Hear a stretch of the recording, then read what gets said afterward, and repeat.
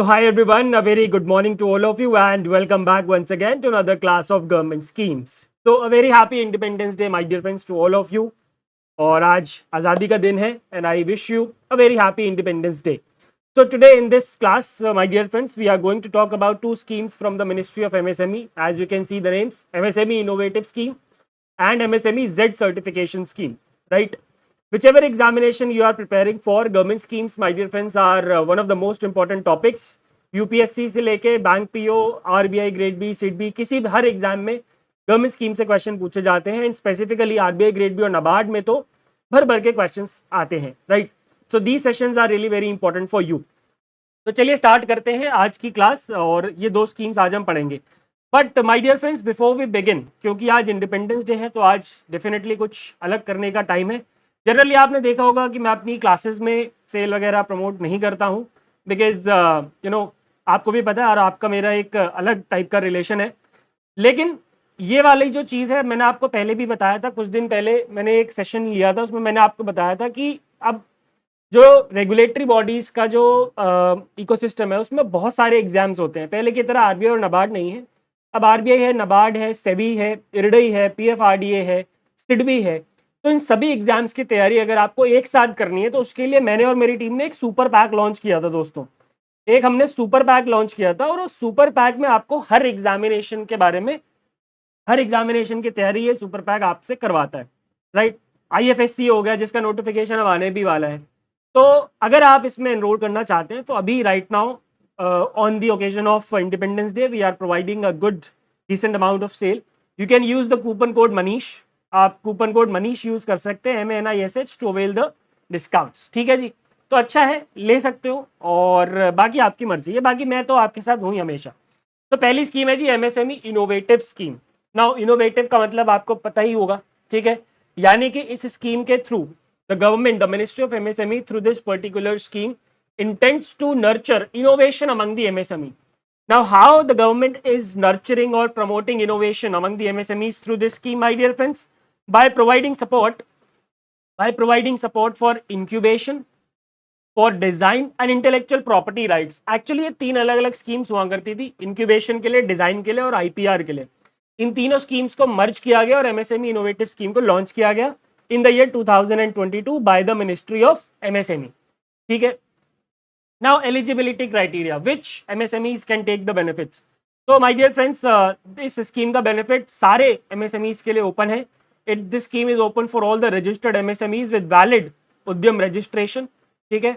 And units जो है should preferably be profitable in the previous financial year. Previous financial year में उनका profitable अगर वो होंगी MSME तो और अच्छा होगा, तो उनको प्रेफरेंस दिया जाएगा. बट ऐसा जरूरी नहीं है, ये प्रेफरेबल है, राइट? आगे चलते हैं. तीन कंपोनेंट्स हैं जैसा कि मैंने आपको बताया, incubation, design and IPR. Incubation में सरकार क्या करती है? इंक्यूबेशन में the government supports the validation and commercialisation of innovative ideas. अगर किसी एमएसएमई के पास कोई इनोवेटिव आइडिया है तो वो मिनिस्ट्री ऑफ एमएसएमई के इस एमएसएमई इनोवेटिव स्कीम के थ्रू अप्लाई करेगा. अगर वो आइडिया सरकार को अच्छा लगा तो then the government will support the validation and commercialisation of that particular idea, right? And for that the financial assistance up to ₹15 lakh per idea and 1 crore rupees for setting up of plants and machines will be provided, which I believe it's a good amount of support. Then the second component is design. As the name says, design के ऊपर सरकार का focus है. The government is focusing on providing design interventions for product development. अब देखो, product जो होता है जब उसकी डिजाइनिंग बहुत अच्छी होती है ना तो उसकी मार्केटिंग भी बहुत अच्छी होती है. ठीक है?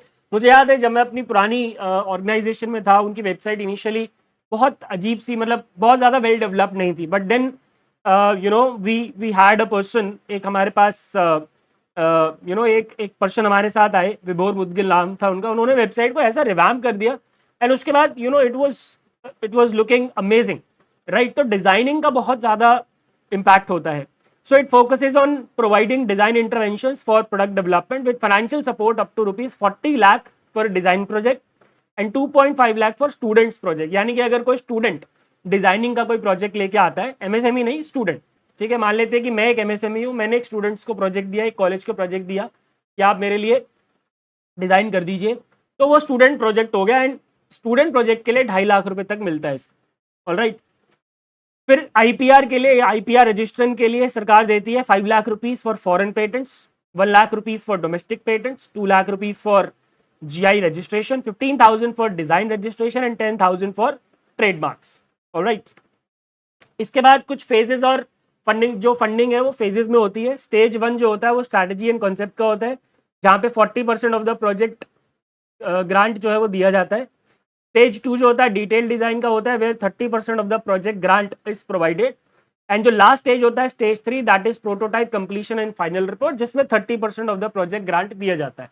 तो फॉर एग्जाम्पल, अगर कोई इनोवेटिव आइडिया है जहाँ पे 1 करोड़ रुपए तक का पूरा सरकार को पैसा देना है, ठीक है जी, 1 करोड़ रुपए देना है यहाँ पे, तो कैसे कैसे जाएगा जी 1 करोड़ रुपए? स्ट्रैटेजी एंड कॉन्सेप्ट पे 40% यानी 40 लाख रुपए, फिर डिटेल डिजाइन आ जाएगा तो 30 लाख रुपए और मिल जाएंगे, और फिर फाइनल 30 लाख रुपए कब मिलेंगे? जब प्रोटोटाइप कंप्लीट होगा और फाइनल रिपोर्ट सबमिट करेगा एमएसएमई।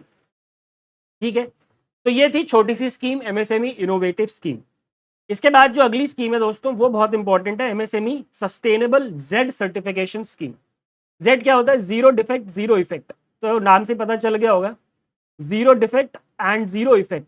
यानी कि सरकार इसमें क्या कर रही है? The ministry of MSME is promoting the innovative technologies among the MSMEs, so that the impact that they are creating, the negative impact that they are creating on the environment could be reduced, and that is why it is called zero defect and zero effect, zero defect in the environment and zero effect on the environment, right? तो इसके नाम से इसका objective clear हो जाता है।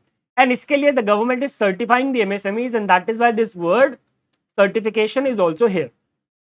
All right, so under this scheme the Ministry of MSME encourages the MSMEs to manufacture quality products using advanced technology with minimal environmental impact. So as I told you, the government is supporting the advancements in technology so that there will be minimum environmental impact, and also promoting the energy efficiency, reducing the resource wastage and improving the overall productivity and competitiveness of the MSME. इतना लंबा चौड़ा word to word याद रखने की जरूरत नहीं है, just remember Z से आपको याद हो जाना चाहिए, zero defect zero effect, which mean zero defect on the environment and zero effect on the environment, right? This scheme was also launched in the year 2022 by the Ministry of MSME, and the implementing agency is the Quality Council of India. ठीक है, quality council of India का यहाँ पे ये काम होता है, ये चेक करना on the basis of certain parameters that a particular MSME which has applied for the Z certification is fulfilling the criteria, the assessment criteria or not. ठीक है, चलिए एलिजिबिलिटी क्राइटेरिया क्या है? तो इसके दो फेजेस में, फेज 1 में all manufacturing MSMEs which are registered on the Udyam portal are eligible. Phase 1 में जितने भी मैन्युफैक्चरिंग एमएसएमईज हैं, क्योंकि जनरली जो एनवायरमेंटल इंपैक्ट है वो कहाँ से आता है? मैन्युफैक्चरिंग एमएसएमई से ही आएगा, क्योंकि प्लांट्स मशीनरीज वगैरह से। फिर फेज 2 में सर्विस सेक्टर के एमएसएमईज को भी इंक्लूड कर लिया जाएगा। ठीक है जी, तो मतलब बेसिकली अभी currently all manufacturing MSMEs which are registered on the Udyam portal are eligible. In the upcoming phase the service sector MSMEs will also be made eligible. Alright, अब जो सर्टिफिकेशन इसमें दिया जाता है, ठीक है, 3 लेवल की सर्टिफिकेशन होती है, bronze level, silver level and the gold level, depending on the impact that a particular MSME is creating on the environment. If the impact is completely zero, then it is gold. उससे कम है तो silver, और उससे कम है तो bronze, right?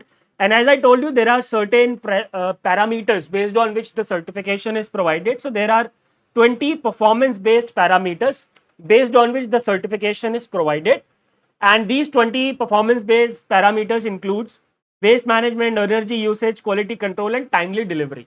Of course, you need not remember all the 20 parameters. That is not required. Okay, now before moving ahead towards obtaining the Z certification, there is a convention of taking the Z pledge. So MSMEs must first take the Z pledge, which is a symbolic commitment to adopt zero defect and zero effect principles. ये एक symbolic है कि हाँ ठीक है, मैं MSME हूँ, मैं आज से Z pledge लेता हूँ कि आज से मैं जीरो डिफेक्ट और जीरो इफेक्ट के जो भी प्रिंसिपल्स हैं उनको फॉलो करूंगा। Alright, then there is a subsidy structure. अब सब्सिडी किस बात के लिए भाई?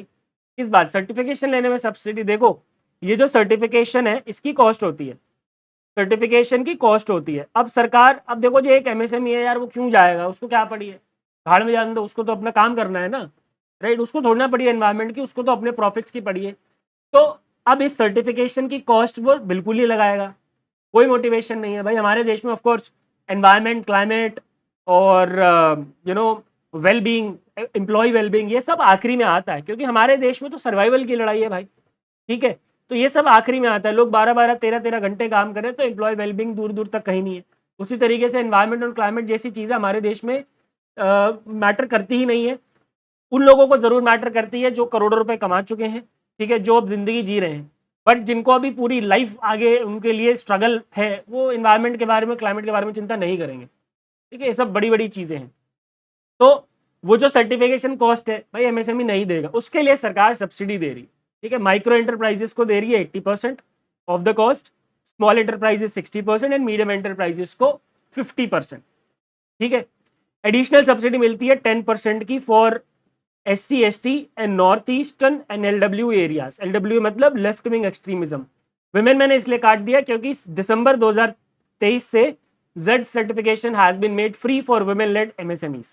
अगर कोई विमेन लेड MSME है तो दिसंबर 2023 से उनके लिए Z सर्टिफिकेशन बिल्कुल फ्री है, राइट। और एडिशनल 5% उन MSMEs को मिलता है जो कि स्फूर्ति या फिर MSME क्लस्टर डेवलपमेंट प्रोग्राम के अंडर एनरोल्ड है, ठीक है। ये स्फूर्ति और MSME CDP, ये दो अलग छोटे छोटी स्कीम्स है, प्रोग्राम्स है of the ministry of MSME, जिनकी डिटेल्स में हमें जाने की जरूरत नहीं है दोस्तों, राइट। कॉस्ट क्या है, अब देखो मैंने आपको बताया था कॉस्ट लगती है, तो ब्रॉन्ज के लिए 10,000, सिल्वर के लिए 40,000 और गोल्ड के लिए 90,000, और एक ज्वाइनिंग रिवॉर्ड में मिलता है 10,000 रुपए का, ज्वाइनिंग रिवॉर्ड में मिलता है 10,000 रुपए का। जैसे ही वो Z प्लेज लेते हैं तो उनको 10,000 रुपए का रिवॉर्ड मिल जाता है, which is to be used within 1 year of certification, ठीक है। Now there is a hand holding and consultancy support. अब देखो भाई Z सर्टिफिकेशन लेना है, Z प्रिंसिपल्स फॉलो करने हैं, मैं एक MSME हूं, मैं एक मेरे को सिर्फ अपना धंधा आता है, how would I know that what I have to do to obtain the Z certification and how would I know that what principles do I have to follow, isn't it? So उसके लिए सरकार consultancy support दे रही है, कितना, 2 लाख रुपए का consultancy support और 3 लाख रुपए टेक्नोलॉजी अपग्रेडेशन के लिए towards pollution control and cleaner technologies, ठीक है ना। सब कुछ एकदम क्लियर है, क्लीन एंड क्लियर, ऐसा कहीं पे भी कोई भी छुपा हुआ क्लॉज नहीं है, सब कुछ क्लीन एंड क्लियर है। बस एक एक करके आप चीजों को आगे पढ़ोगे तो आपको क्लियर होती जाएंगी चीजें, right. There is a surveillance assessment as well. अब ऐसा नहीं है कि आपने Z सर्टिफिकेशन ले लिया तो उसके बाद छुट्टी हो गई, उसके बाद जो मर्जी करो, नो, सर्विलेंस भी होता है, ठीक है, which is conducted at 18 months post certification for silver and gold, और उसकी भी कॉस्ट है, सिल्वर की 10,000, गोल्ड की 20,000, और उसमें भी सेम सब्सिडीज एप्लीकेबल है, 80% for micro, 60% for small and 50% for the medium enterprises, ठीक है भैया। अच्छा जी, तो क्या एक बार Z सर्टिफिकेशन ले लेंगे तो जिंदगी भर की छुट्टी हो जाएगी? नहीं जी, Z certification, my dear friends, is valid for 3 years and it needs to be it needs to be renewed after completion of 3 years. And there is a single window platform for Z pledge, for application, for assessment tracking, for support services and for subsidy claims. हर चीज के लिए MSME Z certification की pledge से लेके support service तक, application form तक, सब कुछ आपको एक सिंगल विंडो ऑनलाइन पोर्टल पे मिल जाता है। All right, ठीक है my dear friends, that's it for these two schemes. I hope both the schemes are clear. If you want to have the PDF of this class, you can just scan this QR code on and join the Telegram channel. और चलते चलते मैं एक बार फिर से आपको ये इस सुपर पैक के बारे में बता दूं। सुपर पैक है जिससे आप हर एक रेगुलेटरी बॉडीज की एग्जामिनेशन की तैयारी कर सकते हैं। 7028 अभी इसका प्राइस है, और you can use coupon code Manish MANISH। और अगर आपको इसके बारे में ज्यादा जानकारी चाहिए so you guys can call on this number जो आपको यहाँ पे दिख रहा होगा 7314, आप इस पे कॉल कर सकते हैं, ठीक है। बाकी PDF के लिए आपको PDF मिल रहेंगे निरंतर, तक टेंशन की आपको कोई जरूरत नहीं है। Thank you very much my dear friends, I wish you once again a very happy independence day. Goodbye, take care and God bless.